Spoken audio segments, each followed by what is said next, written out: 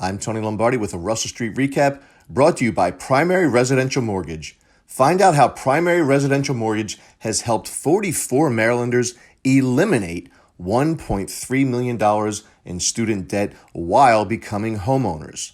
Call Primary Residential Mortgage today at 443-384-6975.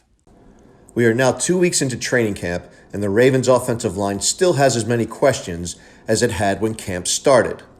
Who will play left guard? Has Matt Skura improved enough in the offseason to adequately handle the center position? Recent scrimmaging against the Jacksonville Jaguars did little to calm the O-line concerns.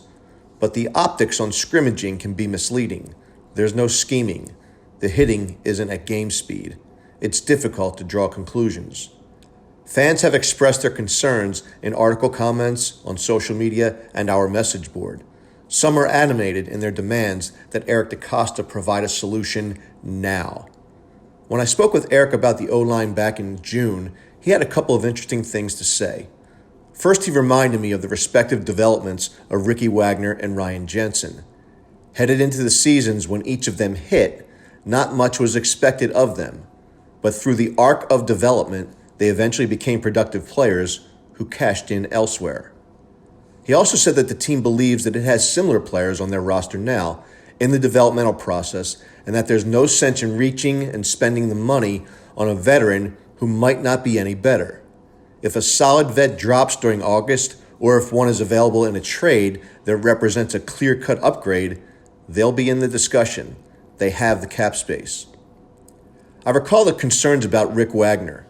There was a lot of chatter about acquiring Eric Winston at right tackle, but the Ravens stuck with Wagner as suggested by then offensive line coach Juan Castillo.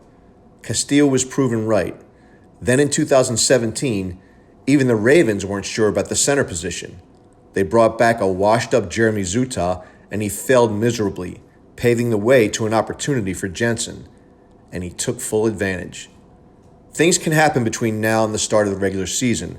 I recall Ozzie making a September move after the Ravens had named their 53-man squad in 2008. They then signed Willie Anderson. You can rest assured knowing that Eric DeCosta and company are all over every roster in the league, projecting who could become available that might make the team better, not just at O-line, but at every position. That's just the way Eric is wired. And finally, the Ravens could be great this year if Lamar plays well.